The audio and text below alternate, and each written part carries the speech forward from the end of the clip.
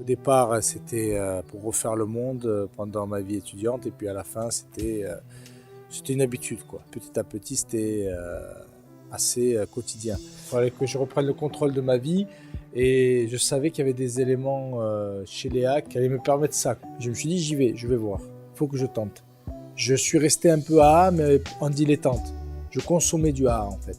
J'écoutais, ça me faisait plaisir d'entendre des choses qui quand même, je trouvais sensées au départ. Mais je continuais, j'ai arrêté, mais je continuais, j'arrêtais, je continuais. Jusqu'au moment où j'ai eu une claque, une gifle de par la justice, alcoolémie au volant, et tout ce qui s'ensuit, sursis mis à l'épreuve et tout.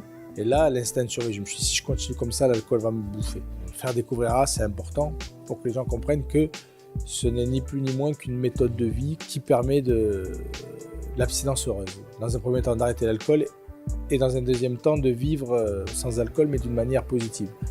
Quand j'ai découvert AA, je suis arrivé donc dans une salle de réunion où j'ai rencontré des gens qui étaient tout propres sur eux. Alors je me suis dit, c'est quoi ça? C'est encore des bourgeois qui viennent passer leur temps parce qu'ils ont que ça à faire, des retraités, mais ils étaient tout propres, tout mignons. J'étais loin de l'image du poivreau alcoolique. J'ai découvert que c'était des gens qui sont passés par des moments terribles, mais qui se sont relevés, qui se sont remis en selle et qui ont repris un mode de vie qui est sain pour eux et des habitudes de vie qui sont redevenues propres, qui ont repris du travail.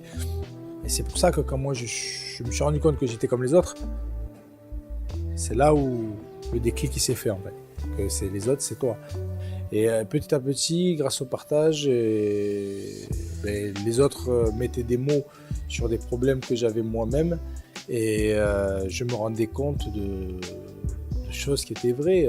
Je buvais avec 50 personnes dans la soirée, je me rappelais même plus avec qui je buvais, quoi. On n'est jamais assez fort contre l'alcool, je pense.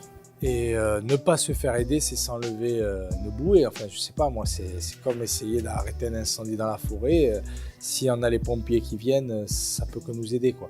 Vous trouverez des groupes alcooliques anonymes partout en France, en prison également.